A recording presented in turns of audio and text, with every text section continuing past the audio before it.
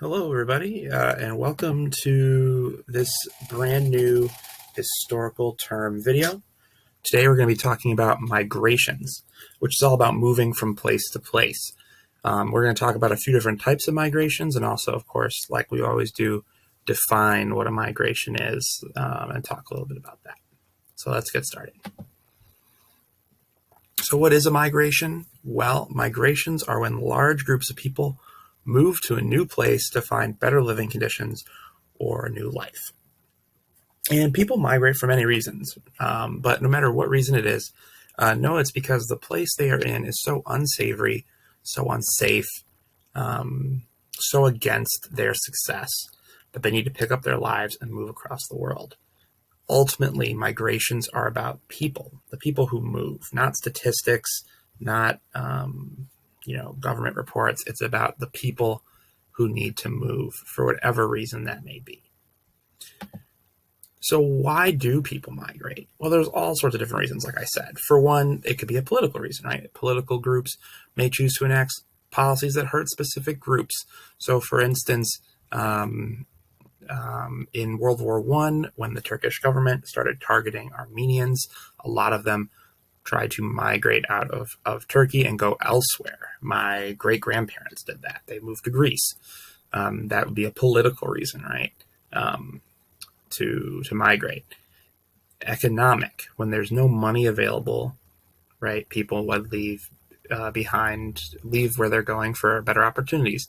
A lot of the people from Mexico who have migrated to the United States over the last couple decades are moving because of economic reasons. They don't have enough opportunities where they are, so they're moving to the United States to get jobs, and so they can have a better life.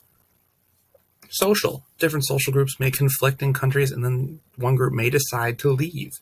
That's a valid reason of migrating somewhere else. A religious reason, right? People who are ostracized for their particular beliefs may migrate somewhere else.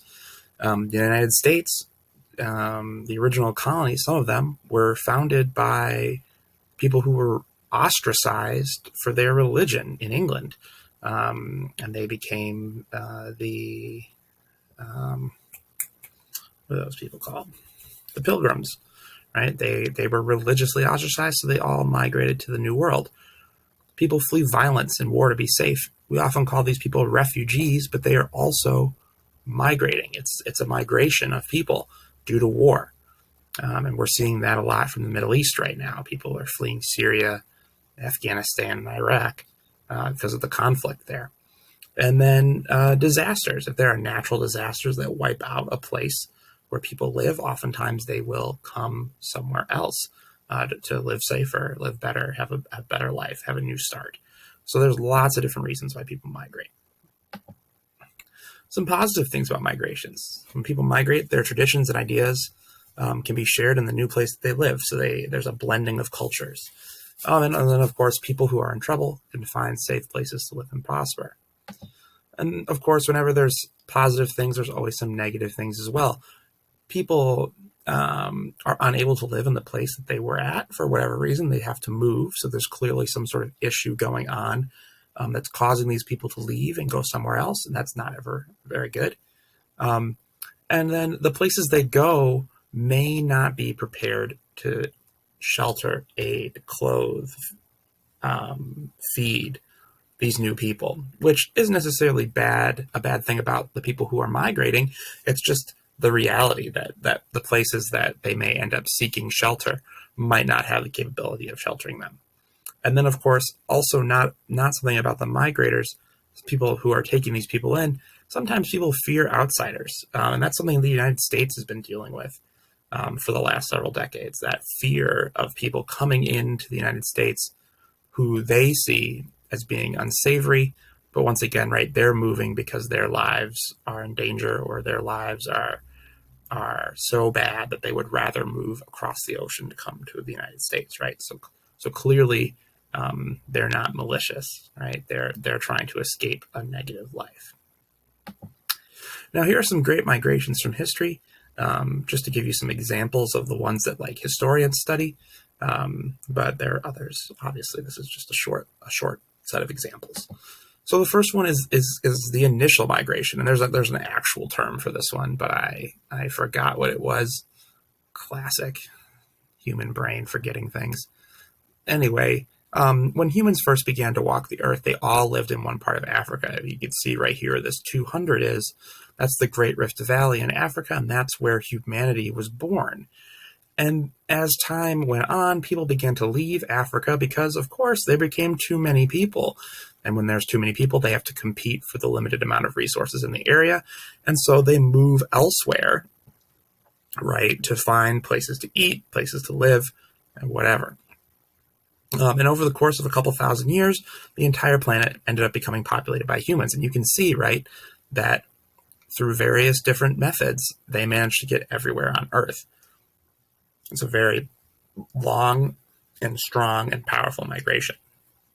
The reason there are humans everywhere is because of this. And in all honesty, there's a lot of scientific research that backs this up. As we find more and more ancient human remains and our dating methods get better and better, we've been able to pinpoint the rough ranges of when people moved from place to place to place all the way through the world. So we do have a lot of evidence to show that this migration did happen, even though it was so long ago. Here's one that's a little bit more recent, I guess, in terms of the scale we're in. The Germanic migration to Europe. And this happened over the course of several hundred years. And that's when what the Romans would call barbarians attempted to move into the Roman Empire. Now, Rome didn't really like these people because they weren't considered Roman, but these people were escaping pretty much the groups behind them. So basically, these people were living here, and other groups were moving in, and they didn't like what was happening there, so they moved further into the Roman Empire. And eventually, right, Rome was unable to handle all of this influx of big air quotes barbarians. And there were other things that led to the fall of the Roman Empire, but this was part of it, was the influx of people that they were struggling to handle. So that's one more migration.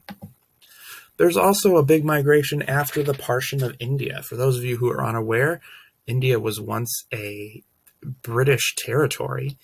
They controlled this whole section, which included Pakistan, India, and Bangladesh, and parts of other countries over here.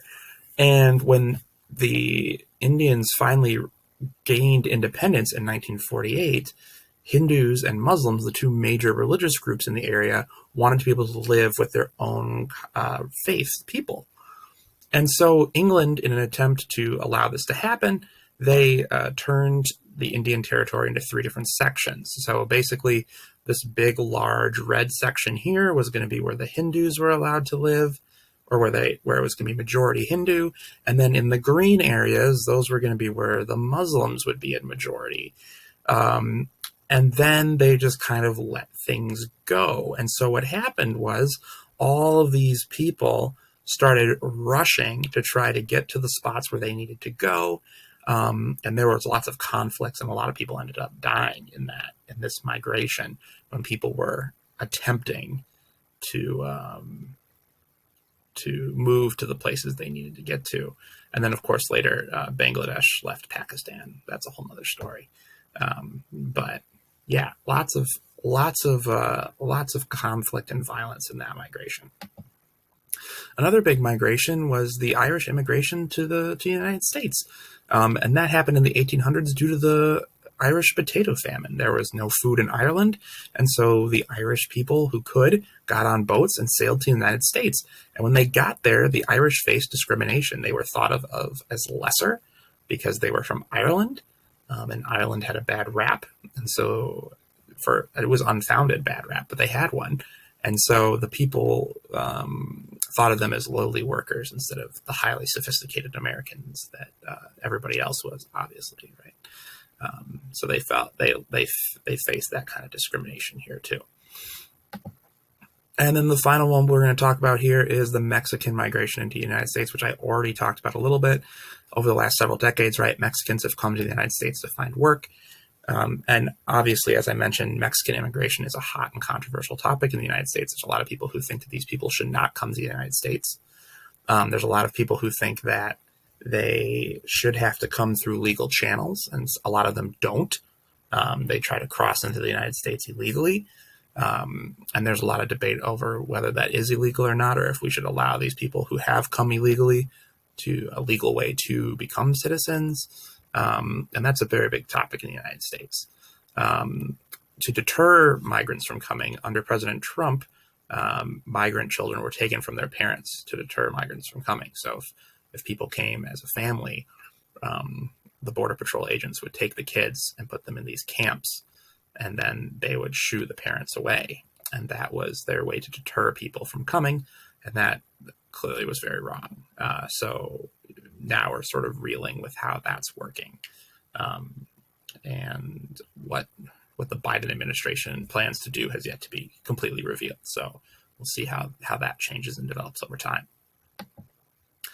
Now, just to remind everyone here, I'm just going to slide my face out of the way here.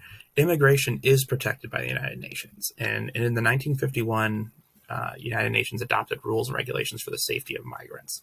And so migration is protected by international law and is supposed to be enforced by the UN. And refugees, which is kind of a special class of migrants, are protected as they are escaping danger or crisis. And so that is a guaranteed right. If you are a refugee, you are supposed to be given safe passage and a place to live. But that doesn't always happen. So anyways, thank you guys so much for watching another historical terminology video. Always great having you around. Can't wait to see what comes next. If you have a suggestion, you want to learn about something, I would be happy to make a video about it. Just drop a comment and I'll see what I can do. Thanks for watching.